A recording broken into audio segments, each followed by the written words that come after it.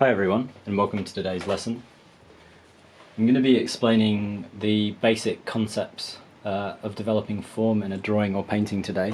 I'm going to be doing this using a painting demonstration, but the demo can be adapted to working in pencil or charcoal as well, which I'll explain in the accompanying exercise.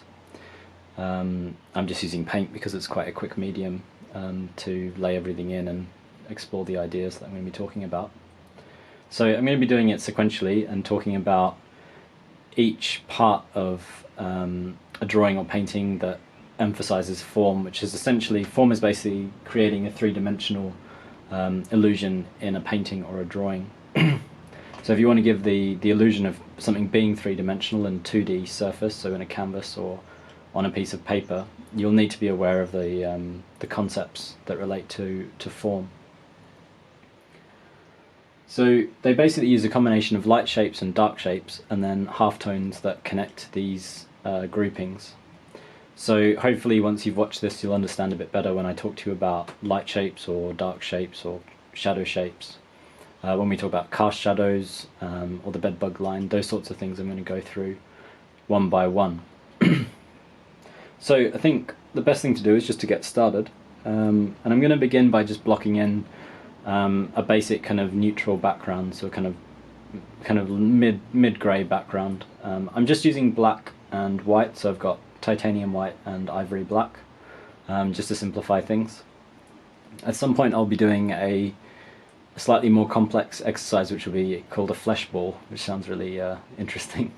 But basically that's an adaptation of this approach. But you use a bigger range of pigments in order to try to capture the look of skin.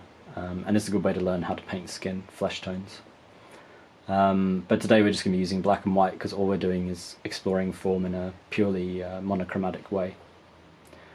I'm using a little bit of medium and I've got a couple of brushes, but you can pretty much use whatever you want if you're painting. You could use, I'm using oil, but you could use acrylics, you could do this with watercolor or gouache if you liked. You could use, as I say, charcoal or pencil.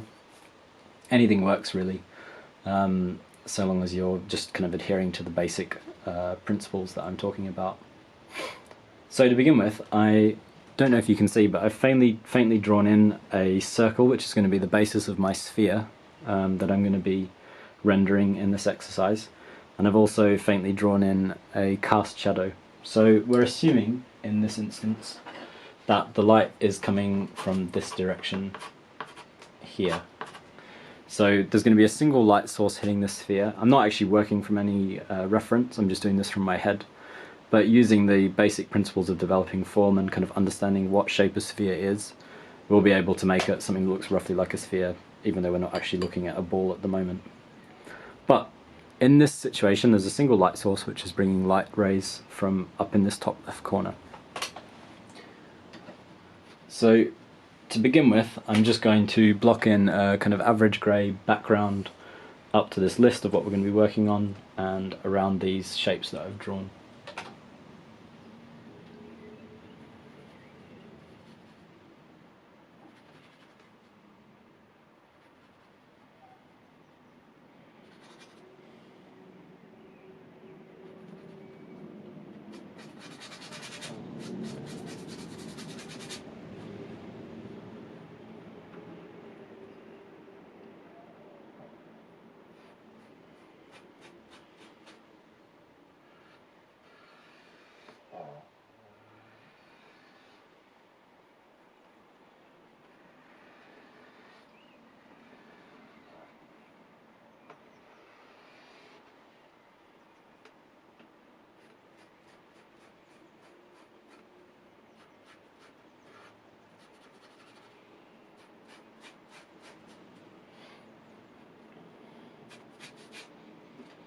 If you like, you can put a bit of a gradient into the background as well. I'm not going to bother. Just going to be focusing on the on my sphere. You could also add a bit of a ground plane in if you wanted to, so you could create some kind of distinction between the ground plane that passes behind the sphere or something along those lines.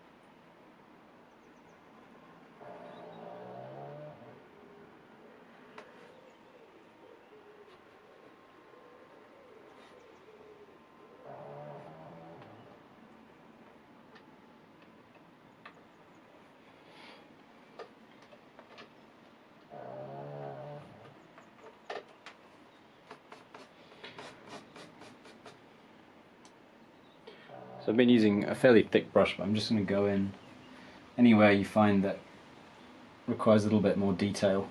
So in this instance, these little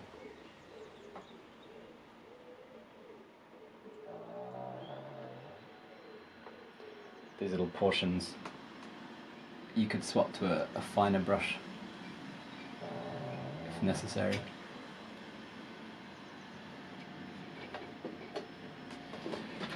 The reason why we're laying in a background tone before working on our sphere or our ball is just so that we have a kind of more accurate point of reference for all our values.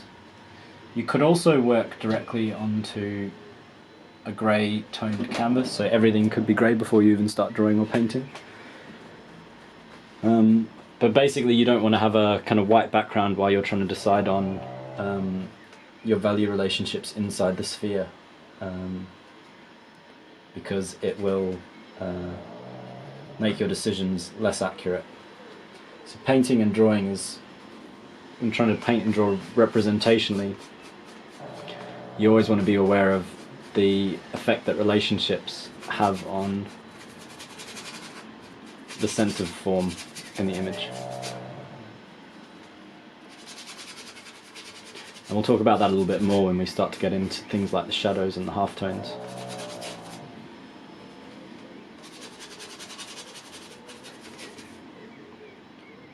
I recommend having a little bit of medium, just like if you're working in oil, some mineral spirits, or water if you're working in a water-based medium, just to make it a bit speedier when you're doing things like blocking the paint in. There, we've got our background blocked in now. So the first thing we're going to work on is at the top of this list, if you can read it, and it's cast shadow. So a cast shadow is basically a shadow that's caused by one object blocking the light source from hitting another object. So in this instance, if you remember, let's get some black paint and redraw these little arrows. We've got our light source up here. The light is coming from the top left. It's hitting this sphere, and it's going to be hitting the sphere basically, say at this point.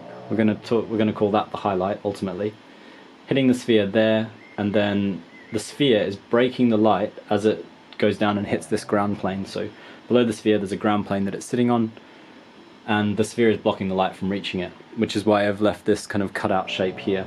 So this is going to be our cast shadow. Now, a cast shadow can occur when two objects are interacting, or it can also occur within an on an object within itself. So I was going to show it with my hand, but can't quite explain it. But with a complex subject like the human figure, you might get an instance where, say, an arm is outstretched and the outstretched arm blocks light from hitting the torso. So even though the human figure is one continuous form, there is a cast shadow, a shadow cast by the arm onto the torso. So you could see them as two different forms interacting, but in a way it's just a complex form interacting with itself. But in this particular case, this cast shadow is caused by the sphere. So I'm going to make the cast shadow fairly dark. So I'm going to mix up a much darker base shadow for the cast shadow.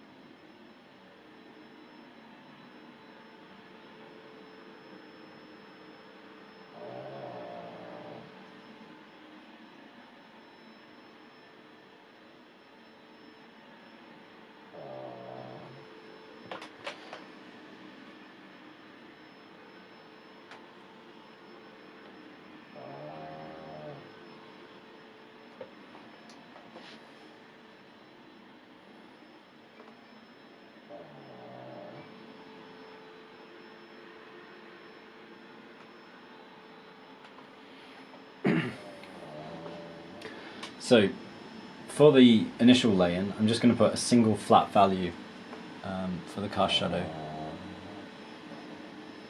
We're going to be returning to it in just a moment to add some variations, but before I do that I want to put what's called the form shadow onto the sphere.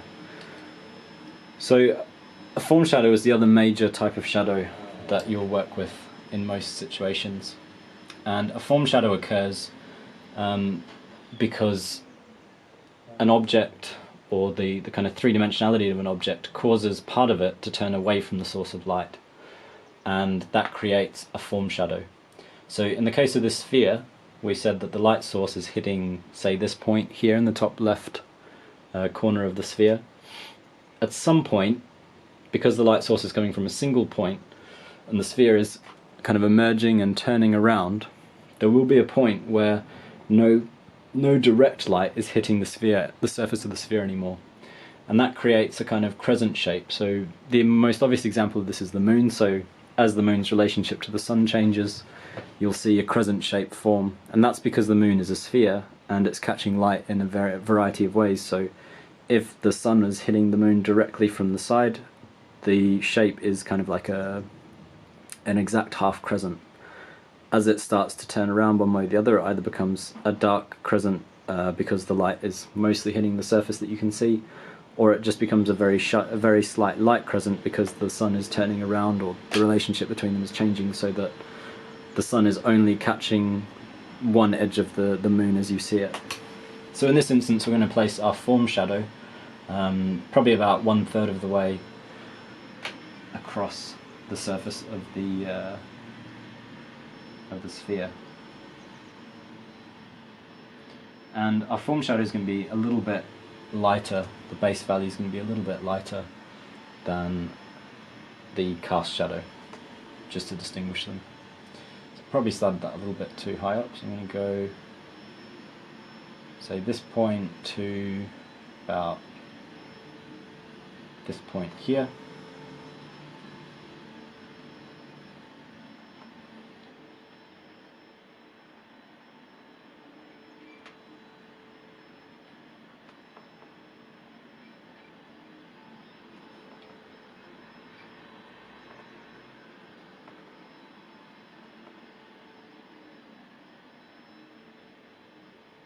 Just slightly sketch with my smaller brush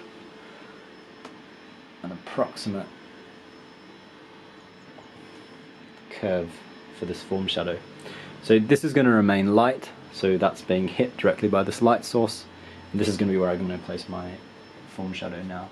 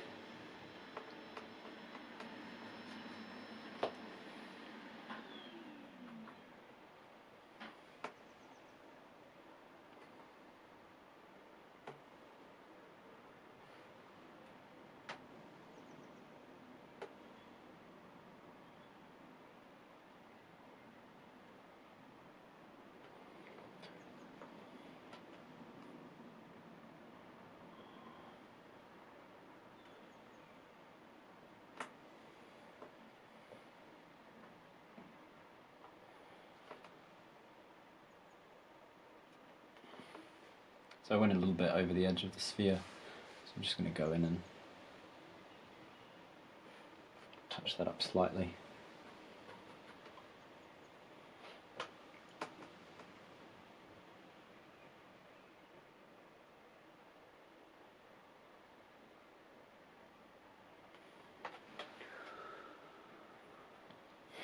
So we've now got our background in place, our cast shadow, and the form shadow. So the next thing we're going to look at is the bedbug line, go back a step, and reflected lights. They kind of work together conceptually. So the bedbug line occurs at the point where the light shapes on a surface meet the shadow shapes or dark shapes.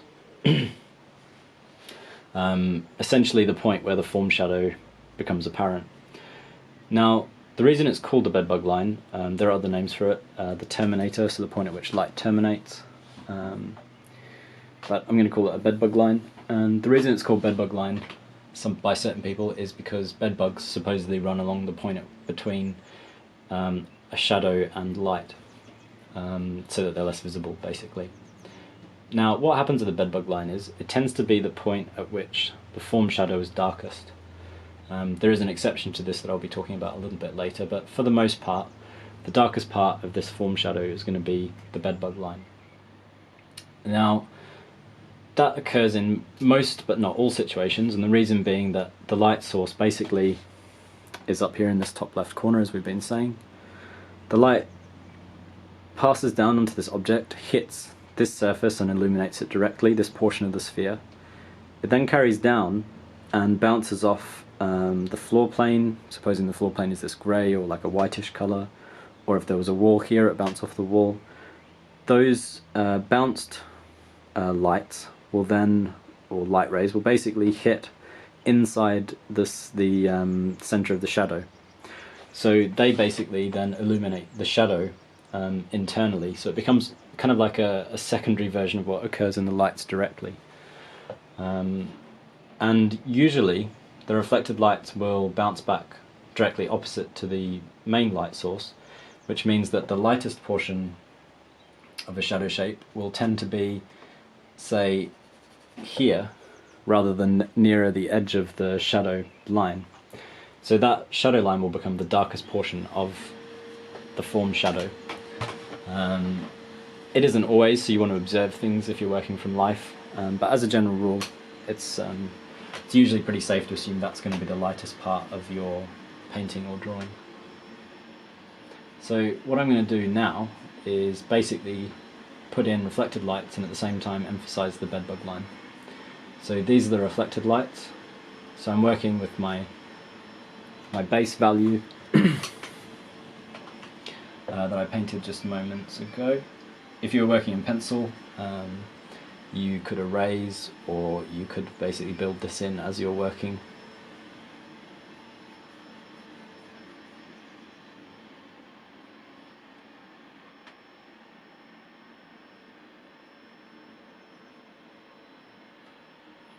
So I'm lightening the central portion of the shadow, and I'm leaving, basically to give the sense that the shadow is then turning back again, I'm leaving this section here a little bit darker than the central section. So this is the lightest point of my reflected lights.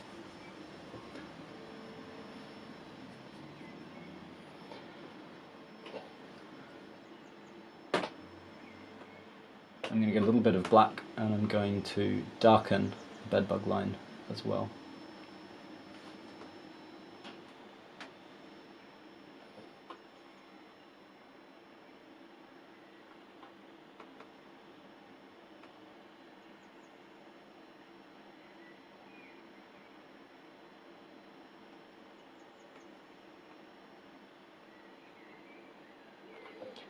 Emphasizing the bedbug line can be a great way to make sure you keep your lights and shadows quite distinct, which will help to give your drawings and paintings a bit more structure.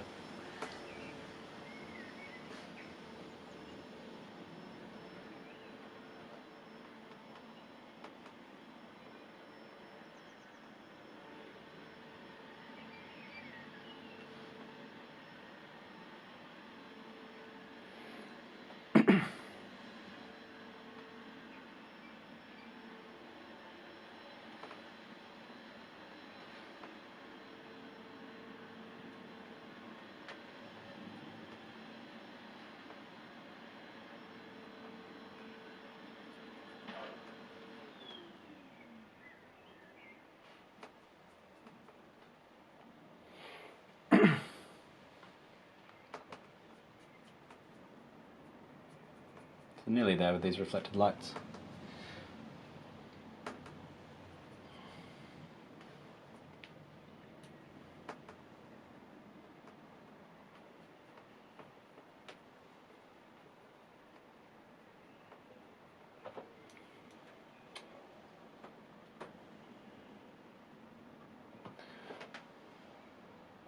Now, I mentioned that there is an exception to the bedbug line being the darkest portion of the painting or drawing, and that is a type of shadow that occurs basically in a crevice or where two objects meet, and there's very little, if any, possible reflected lights or direct lights. So this will occur in like a crease in a face, say the nostril, or where 2 points meet, so in this case where the sphere is kind of turning down towards the ground plane, and there's very little direct light or reflected light possibly reaching into it. You get something called an occlusion shadow. So in this case the occlusion shadow would occur in the cast shadow and directly below the sphere. Now at the same time as doing that, you can start to put a little bit of blending in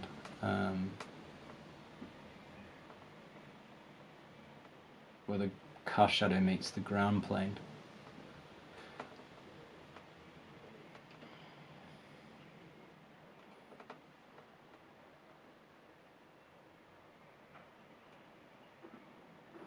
Another thing that tends to happen with shadows is they will get softer the further they get away from the source of the shadow.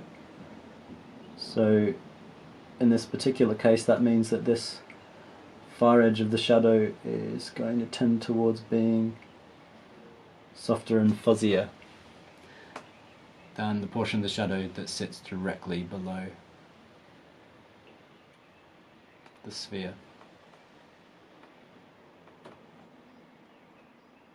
So you'll notice this on shadows, that there's always this kind of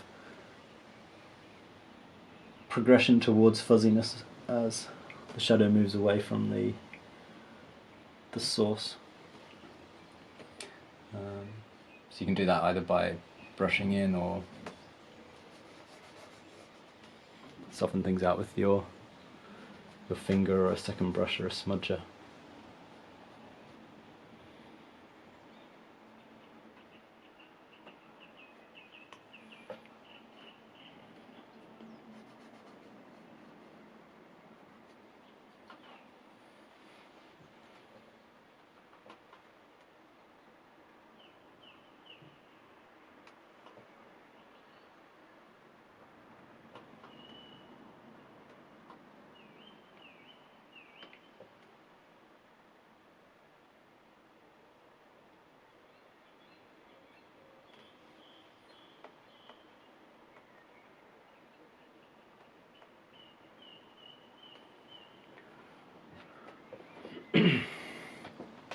So that roughly sorts out our cast shadow. Form shadow establishes the bedbug line and adds reflected lights. So we can now move into working in the lights themselves. So this is any portion of the object which is receiving direct light from the light source. So that's been left white for the time being. And I'm going to begin with adding dark halftones, so kind of a ring of dark halftones to here and just around the back edge, as the main portion of the light will be here. Then I'll put in a secondary set of light halftones, and then finally we'll be kind of blending them together, adding a highlight and going back and correcting anything to do with the bedbug line, or the shadows, just making all the relationships work right, and then going back over what we've already done.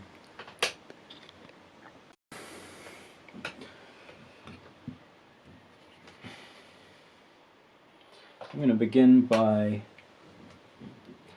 basically trying to mix a colour which is ever so slightly lighter than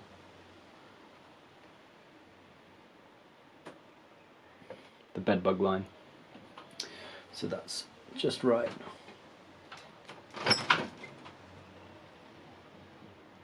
Can you talk or not?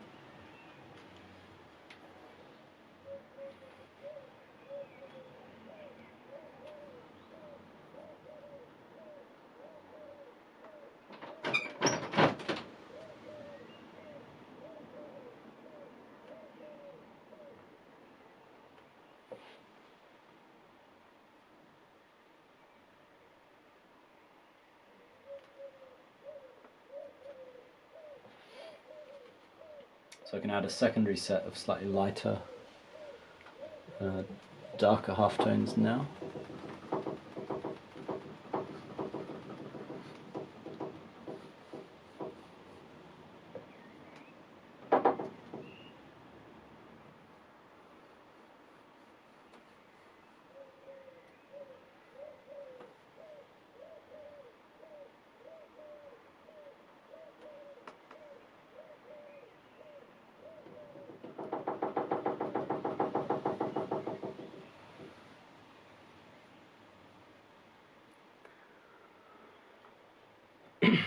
So that basically establishes my dark halftone, so the halftones closest to the value of the bedbug line. I'm now going to block quickly in a set of kind of mid halftones, so they'll wrap this back edge, so they'll be slightly lighter.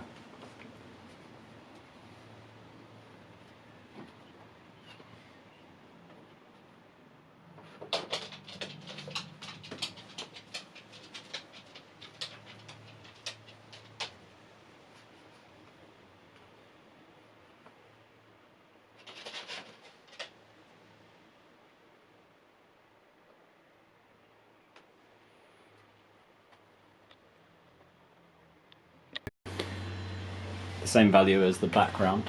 It probably needs to be a little bit lighter, so I'm going to start adding these lighter halftones. So the distinction between light and dark halftones is a bit less clear than, say, the distinction between the light and dark shapes. They can vary quite a lot depending on the situation.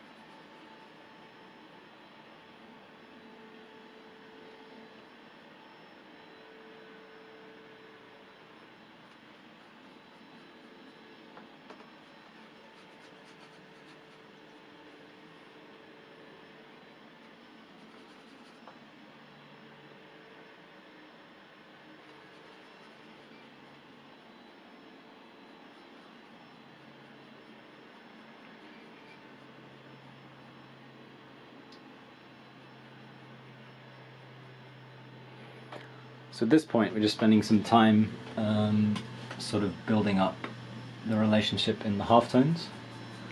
So I started quite dark, which means I can kind of start going a lot lighter. And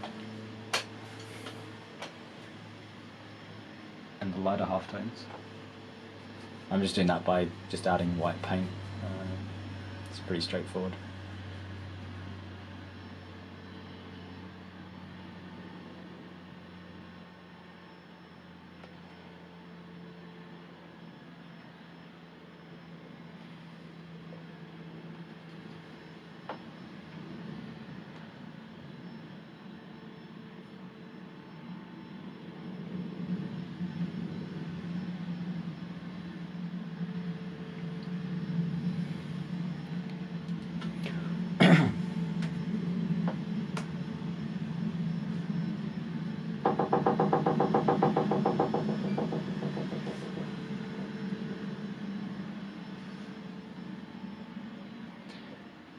So just about there. I'm just going to finish this transition from Bedbug Line into the darker halftones. So you don't want it to be too cut out, that looks a bit unnatural. But at the same time you don't want it to be too soft, because then it'll stop the distinction between halftone and Bedbug Line, or halftone and shadow, from being clear enough.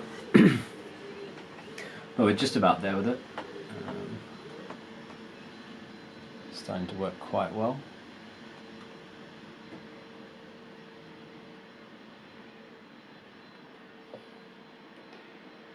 The easiest way in paint to make sure that the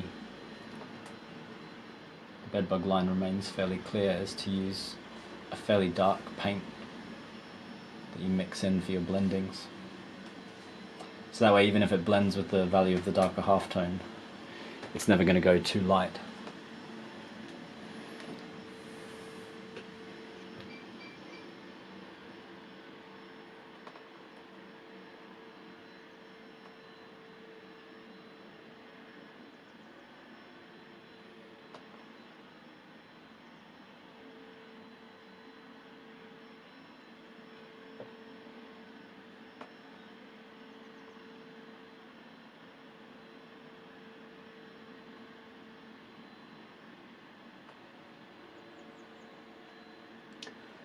So that's starting to work pretty well. I'm just going to lighten the general lighter halftones now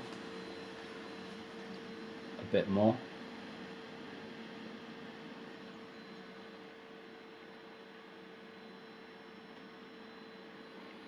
Now you'll notice a lot of the transition from dark to light occurs pretty close to the halftone. That's generally a good way to approach your form as you develop it.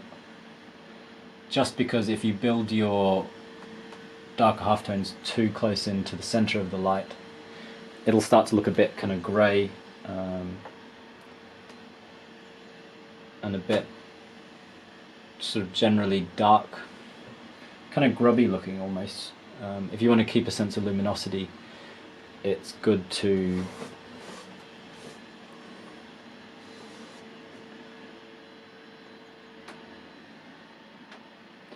keep your lights quite glowing, which means not allowing too many of your dark halftones to kind of mingle in the lighter sections.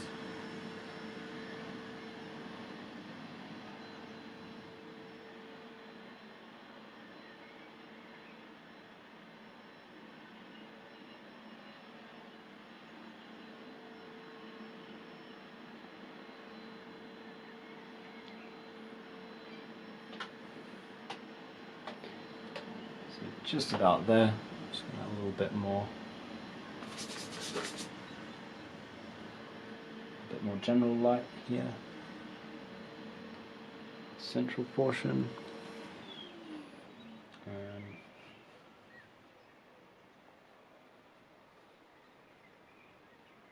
just blend a few of those a little bit more.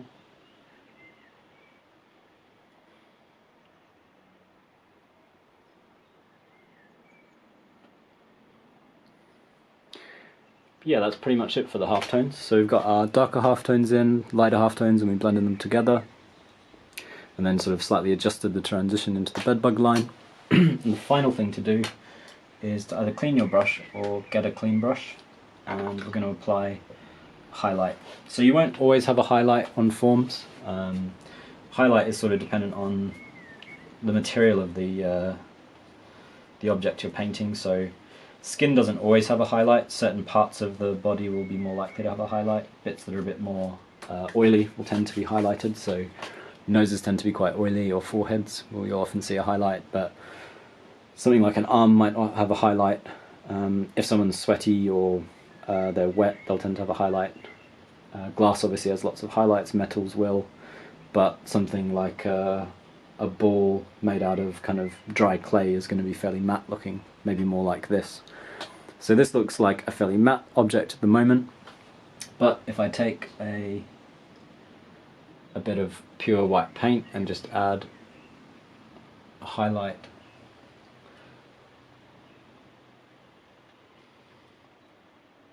to to the center of the light, you'll see it suddenly starts to look like a reflective ball.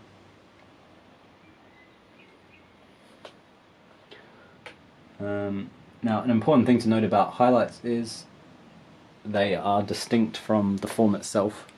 So while you might get kind of subtle blendings of a highlight into the form, it tends to sit on the surface, so you don't want to sort of start smudging your highlight into the surrounding halftones. You want it to remain quite distinct. But that pretty much covers it as far as kind of basics of form go. So just to kind of recap through our list, we've got our cast shadow, which is this dark shadow cast on the ground. We then have our bedbug line, which is this dark line that separates the light shapes of the sphere from the dark shapes of the sphere. We have a form shadow, which occurs when the sphere turns away from the source of light and creates this dark crescent shape. We have reflected lights, which are these lights inside the center of the shadow. There are also like a few subtle reflected lights I put into this cast shadow, possibly coming from the light source above.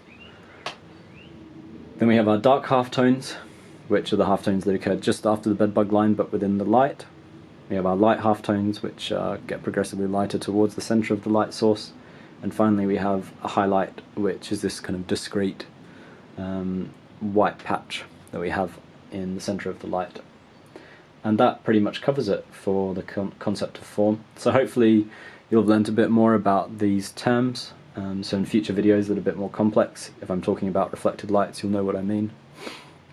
I'll also be posting an exercise that goes along with this on the OCAD page for anyone who's subscribed to OCAD. If not, you can check it out with the link below. And I will be uploading an accompanying document to the blog, Art Coursework blog. But yeah, thanks for watching. I hope you guys enjoyed it. That's it for today. See you next week.